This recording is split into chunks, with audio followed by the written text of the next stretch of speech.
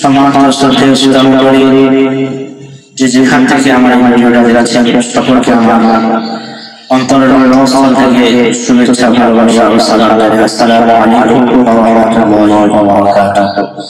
نحمده ونصلي على رسوله الكريم. أما بعد، فأعوذ بالله من الشيطان الرجيم. بسم الله الرحمن الرحيم.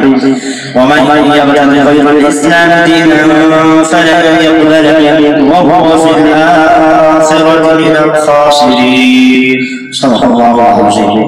সমস্ত প্রশংসা তারিফ সে মহান আল্লাহ তাআলার জন্য, যে আল্লাহ রাব্বুল আলামিন আমাকে এবং আমাকে এই ভিডিওটা করার তৌফিক দিয়েছেন, আপনাদেরকে এই ভিডিওটা শোনার বা দেখার তৌফিক দান করেছেন। শুকরিয়া আদায় করতে বলি আলহামদুলিল্লাহ। ঠিক তারপরেই বলি যে নবীর সৃষ্টি করলে কায়নাত জমিন আসমান পাহাড় পর্বত মদিনা কিছু সৃষ্টি হতো না, সেই মহান নবীর উপরে হাজার দরুদ সালাম বর্ষিত নবী সাল্লাল্লাহু আলাইহি ওয়াসাল্লাম। সম্মানিত শ্রোতামণ্ডলী, আজ আপনাদের সামনে যে বিষয়টা নিয়ে এসেছি সে বিষয়টা হচ্ছে ইসলামের আদর্শ ও আচার ব্যবহার সম্পর্কে সংক্ষিপ্ত আলোচনা করব ইনশাআল্লাহ। সেই বিষয়ে আল্লাহ তাআলা পবিত্র কালামুল্লাহ শরীফের মধ্যে সূরা আল-ইমরানের 85 নম্বর আয়াতের মধ্যে আল্লাহ রাব্বুল আলামিন জানিয়ে দিলেন, ওয়া মান ইয়াবতাগি গায়রাল ইসলামি দীনান ফালান ইউকবালা মিনহু ওয়া হুয়া ফিল আখিরাতি মিনাল খাসিরিন। আল্লাহ রাব্বুল আলামিন বলেন, যে ব্যক্তি ইসলাম ছাড়া অন্য কোনো ধর্মের সন্ধান করবে তা তার পক্ষ থেকে সেটা কখনো কবুল করা হবে না, সে আখিরাতে ক্ষতিগ্রস্তের মধ্যে হবে। সম্মানিত শ্রোতামণ্ডলী, এই আয়াতটা আমরা স্পষ্টভাবে বুঝতে পারলাম যে ব্যক্তি ইসলাম ধর্মের রীতিনীতি আচার ব্যবহার ছাড়া অন্য কোন ধর্মের রীতিনীতি আচার ব্যবহার অবলম্বন করবে তা কখনো আল্লাহ তাআলা কবুল করবে না, অর্থাৎ আখিরাতের দিন সে ক্ষতিগ্রস্তের মধ্যে হবে। সম্মানিত উপস্থিত ভাইরা, শ্রদ্ধেয় শ্রোতামণ্ডলী, আল্লাহ রাব্বুল আলামিন এই যে আমাদেরকে ঈমান দিয়েছে, ইসলাম দিয়েছে, এটা আল্লাহ তাআলার কি বড় দয়া আমাদের উপরে। আমরা অযাচিতভাবে ঈমান পেয়েছি, ইসলাম পেয়েছি, আমরা মায়ের গর্ভে থাকাকালীন ঈমান আমরা আল্লাহর কাছে চাই।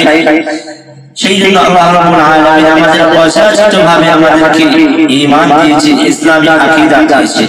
সম্মানিত শ্রদ্ধেয় শ্রোতামণ্ডলী, আমরা মুসলমান, আমাদের রীতিনীতি, আমাদের আচার ব্যবহার কেমন হওয়া দরকার সেই বিষয়ে সংক্ষিপ্ত আলোচনা করব ইনশাআল্লাহ। সেই সম্পর্কে মনে রাখবেন যে সারা পৃথিবীর মধ্যে বহু জাতি বসবাস করছে, বহু জাতিকে বহু রীতিনীতি দিয়ে আল্লাহ রাব্বুল আলামিন দুনিয়াতে পাঠিয়েছে। আল্লাহ রাব্বুল আলামিন চাইলে তিনি প্রত্যেককে একই রীতিনীতি দিতে পারতেন, কিন্তু মহান আল্লাহ তাবারক ওয়া তাআলা প্রত্যেককে একই রীতিনীতি দেন। কারণ কি? এর পিছনে রহস্য কি? সম্মানিত শ্রদ্ধেয় শ্রোতামণ্ডলী, এর পিছনে একটি গুরুত্বপূর্ণ রহস্য রয়েছে। এর পিছনে যে গুরুত্বপূর্ণ রহস্যটা রয়েছে সেটা হলো এই যে ভিন্ন ভিন্ন বিচরিতার মাধ্যমে আল্লাহ রাব্বুল আলামিন তার নিজ বান্দাদেরকে পরীক্ষা করতে চান যে কারা তার রীতিনীতি মেনে আদর্শবান মানুষ হতে চায় আর কারা সেটাকে অস্বীকার করে। সেই বিষয়ে পবিত্র কালামুল্লাহ শরীফের মধ্যে আল্লাহ রাব্বুল আলামিন জানিয়ে দিলেন, ওয়ালাউ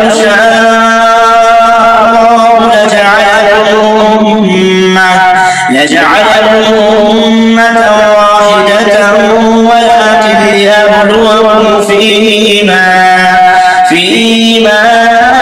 آتاكم فاستبقوا الخيرات। এই আয়াতের মধ্যে বললেন, যদি আল্লাহ চাইতেন তাহলে তোমাদের সকলকে একই উম্মত করে দিতে পারতেন, কিন্তু তিনি এরূপ করেন যাতে করে তোমাদেরকে যা দিয়েছে তাতে তিনি পরীক্ষা নেন, পরীক্ষা নিতে পারে। অতএব তোমরা সকলে কল্যাণকর বিষয়গুলির দিকে ধাবিত হও, তোমরা কল্যাণকর বিষয়গুলি অর্জন করো। আল্লাহ তাআলা এই আয়াতের মধ্যে বললেন। সম্মানিত মুসলিম ভাইরা, সম্মানিত উপস্থিত ভাইরা, এই আয়াত দ্বারা কিভাবে আমাদের কাছে স্পষ্ট হয়ে গেছে যে মহান আল্লাহ রাব্বুল আলামিন বান্দাদের পরীক্ষার উদ্দেশ্যে পৃথিবীতে ভিন্ন ভিন্ন জাতিকে ভিন্ন ভিন্ন রীতিনীতি দিয়েছেন, দিয়ে দুনিয়াতে পাঠিয়েছেন। এই বলে এটাই নয় যে ভিন্ন ভিন্ন রীতিনীতি অনুসরণের যোগ্য, বরং এর মধ্য থেকে যে রীতিনীতি মহান রব্বুল আলামিন তার প্যারা নবী, তার প্যারা হাবিব জনাব মুহাম্মদুর রাসূলুল্লাহ সাল্লাল্লাহু আলাইহি ওয়াসাল্লামের মাধ্যমে আমাদেরকে শিক্ষা দিয়েছেন, সেই রীতিনীতি আমাদের অনুসরণের যোগ্য। এই বিষয়ে একটি আয়াত বর্ণনা করে আল্লাহ তাবারক ওয়া তাআলা পবিত্র কালামুল শরীফের মধ্যে সূরা হাশরের 7 নম্বর আয়াতের মধ্যে আল্লাহ তাআলা বলেছেন, الرسول فخذوه وما نهاكم عنه فانتهوا واتقوا الله। রাসূল তোমাদের কাছে যা নিয়ে এসেছে তোমরা সেটা গ্রহণ করো, তোমরা সেটা মেনে নাও, তাহলে তোমরা কামিয়াবি হয়ে যাবে, দুনিয়াতে কামিয়াবি হয়ে যাবে, আখিরাতের মধ্যে কামিয়াবি হয়ে যাবে। রাসূল তোমাদেরকে যেটা নিষেধ করেছে সেটা তোমরা ত্যাগ করো, সেটা থেকে দূরে থাকো, তাহলে তোমরা জান্নাতি হয়ে যাবে। সম্মানিত শ্রদ্ধেয় শ্রোতাগণ, আল্লাহ তাআলা বলেন, আতাকুম রাসূল ফাখুযুহু ওয়া মা নাহাকুম আনহু ফান্তাকুল্লাহ। রাসূল যা দিয়েছে সেটা গ্রহণ করো, রাসূল যেটা নিষেধ করেছে সেটা থেকে বিরত থাকো। এই বিষয়ে মনে রাখবেন, বিশ্বনবী সাল্লাল্লাহু আলাইহি ওয়াসাল্লাম শুধু নামাজ, রোজা, হজ, যাকাত এটা শিক্ষা দিতে আসেননি। বিশ্বনবী সাল্লাল্লাহু আলাইহি ওয়াসাল্লাম নামাজ, রোজা, হজ, যাকাতের পাশাপাশি একজন মানুষ আদর্শবান মানুষ হিসেবে গড়ে উঠতে যে সমস্ত রীতিনীতি, যে সমস্ত আদর্শ প্রয়োজন জনাবে মুহাম্মদ রাসূলুল্লাহ সাল্লাল্লাহু আলাইহি ওয়াসাল্লাম আমাদেরকে সেই সমস্ত শিক্ষা দিয়ে গেছেন। জোরে বলেন সুবহানাল্লাহ। সম্মানিত শ্রদ্ধেয় শ্রোতামণ্ডলী, সেই বিশ্বনবী সাল্লাল্লাহু আলাইহি ওয়াসাল্লামের কিছু শিক্ষার কথা আজকে আপনাদের সামনে তুলে ধরবো ইনশাআল্লাহ। সেই বিষয়ে একটি হাদিসের দিকে আমরা লক্ষ্য করতে পারি, যে হাদিসের মধ্যে 6টি কথা উল্লেখ একত্রিতভাবে আছে। সহিহ মুসলিমের বর্ণনায় রাদিয়াল্লাহু তাআলা আনহু থেকে বর্ণিত আবু হুরায়রা রাদিয়াল্লাহু তাআলা আনহু বলেন, জনাব মুহাম্মদ রাসূলুল্লাহ সাল্লাল্লাহু আলাইহি ওয়াসাল্লাম বলেছেন, রাসূলুল্লাহ সাল্লাল্লাহু আলাইহি ওয়াসাল্লাম বললেন, এক মুসলিমের উপরে অপর মুসলিমের 6টি হক রয়েছে। সাহাবারা জিজ্ঞাসা করলেন, ইয়া রাসূলুল্লাহ, ইয়া হাবিবাল্লাহ, রাসূলুল্লাহ, সে হকগুলো কি কি? জনাব মুহাম্মদ রাসূলুল্লাহ সাল্লাল্লাহু আলাইহি ওয়াসাল্লাম বললেন, আয় আমার সাহাবারা শুনে রাখো, একজন মুসলিমের উপরে আরেকজন মুসলিমের প্রথম হচ্ছে যে ভাইয়ের সঙ্গে তোমার সাক্ষাৎ হবে, যে ভাইয়ের সঙ্গে তোমার দেখা হবে, কোন মুসলিম ভাইয়ের সঙ্গে দেখা হয়ে গেলে তাকে সালাম দাও, তাকে সালাম দাও। দ্বিতীয় নম্বর যে হকের কথা বলা হয়েছে, রাসূলুল্লাহ সাল্লাল্লাহু আলাইহি ওয়াসাল্লাম বললেন, তোমাকে কেউ দাওয়াত করলে, তোমাকে কেউ দাওয়াত করলে সেই দাওয়াত তুমি গ্রহণ করো। 3 নম্বর বলা হয়েছে, তোমার নিকট কেউ ভালো উপদেশ চাইলে তুমি তাকে সুপরামর্শ দিয়ে দাও। এখন তো দুনিয়ার ক্ষেত্রে যদি কেউ ভালো পরামর্শ আমাদের কাছে চাই, আমরা তাকে ভালো পরামর্শ দিই না, কিন্তু খারাপ কাজে তাকে নিযুক্ত করে দিই। শ্রদ্ধেয় শ্রোতামণ্ডলী, রাসূলুল্লাহ সাল্লাল্লাহু আলাইহি ওয়াসাল্লাম বললেন, 3 নম্বর তোমাদের কাছে যদি কেউ ভালো পরামর্শ চাও, তাকে তোমরা সুপরামর্শ দাও। রাসূলুল্লাহ সাল্লাল্লাহু আলাইহি ওয়াসাল্লাম বললেন, যখন কেউ হাসি দিয়ে আলহামদুলিল্লাহ বলবে, তার আলহামদুলিল্লাহ শুনে তার জবাবে আলহামদুলিল্লাহ বলে তাকে দোয়া দেবে। এই যে হাসি জিনিসটা, যখন আমাদের হাসি আসে, এই হাসিটা আল্লাহর পক্ষ থেকে আসে। দেখবেন যে যখন হাসি আসে, যখন আমরা হাসি দিই, তখন আমাদের মাথা হালকা হয়ে যায়। কি ভাই, চাই না? এই হাসি সেই জন্য, যখন হাসি আসবে, হাসি দেওয়ার পরে আলহামদুলিল্লাহ বলতে হবে, এবং যে হাসিটা শুনবে এবং আলহামদুলিল্লাহ বলা শুনবে, তার উচিত হচ্ছে সে আলহামদুলিল্লাহ বলবে। তার আলহামদুলিল্লাহ বলার পরে যে ব্যক্তি হাসি দিয়েছে সে বলবে ওয়া ইয়াহদিকুমুল্লাহ। এটা হচ্ছে হাঁচি দেওয়ার নিয়ম। রাসূলুল্লাহ সাল্লাল্লাহু আলাইহি ওয়াসাল্লাম বললেন, 5 নম্বর কেউ অসুস্থ হলে তাকে তোমরা দেখতে যাবে এবং তাকে সুচিকিৎসার ব্যবস্থা করবে। রাসূলুল্লাহ সাল্লাল্লাহু আলাইহি ওয়াসাল্লাম বললেন, যদি কেউ অসুস্থ হয় তাকে তোমরা দেখতে যাবে, তার সুচিকিৎসার ব্যবস্থা করবে। এখন সমাজের মধ্যে আমরা মানুষ যদি অসুস্থ হয় তাকে দেখতে যাওয়া দূরের কথা, যদিও দেখতে যায় শুধুমাত্র একবার চোখের দেখা, চোখের বড় টাকার দিকে চলে আসছি। সহ্য এটাই নয়, বিশ্বনবী সাল্লাল্লাহু আলাইহি ওয়াসাল্লাম এই শিক্ষা আমাদেরকে দিয়ে যায়, যদি তার সুচিকিৎসার ব্যবস্থা না থাকে তোমরা তাকে সুচিকিৎসার ব্যবস্থা করো। রাসূলুল্লাহ সাল্লাল্লাহু আলাইহি ওয়াসাল্লাম 6 নম্বর বললেন যে একজন মুসলিমের উপর অপর মুসলিমের 6 নম্বর হচ্ছে কোন ব্যক্তি যদি ইন্তেকাল করে, কোন ব্যক্তি যদি মারা যায়, তার জানাজায় তোমরা হাজির হয়ে যাও, তার জানাজার মধ্যে হাজির হও। বিশ্বনবী সাল্লাল্লাহু আলাইহি ওয়াসাল্লাম বললেন, কেউ যদি ইন্তেকাল করে তার জানাজার মধ্যে তোমরা হাজির হও। যে ব্যক্তি একজন ব্যক্তির জানাজা তার দাফন পর্যন্ত যদি থাকে, বিশ্বনবী সাল্লাল্লাহু আলাইহি ওয়াসাল্লাম বললেন সেই ব্যক্তির নামায় আমলে 2 উহুদ পরিমাণ সওয়াব তার আমলনামায় দেওয়া হয়। সুবহানাল্লাহ, কত বড় সওয়াবের কাজ! এই সওয়াবের কাজগুলো আমরা ছেড়ে দিয়ে থাকি। আদর্শ সমাজ গঠনে এই 6টি আদর্শ খুবই গুরুত্বপূর্ণ ভূমিকা রাখে। তবে এই হাদিসের মধ্যে একত্রে শুধুমাত্র 6টি হকের কথা উল্লেখ করা হয়েছে।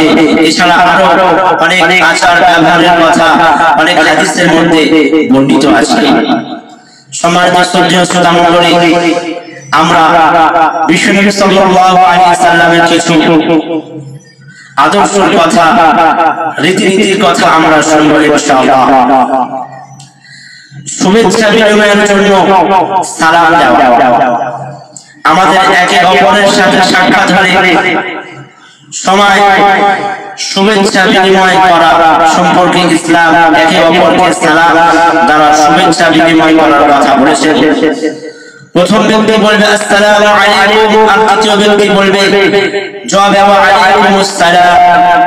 সম্মানিত শ্রদ্ধেয় সালামুল্লাহ, এই ইসলামের অর্থ কি?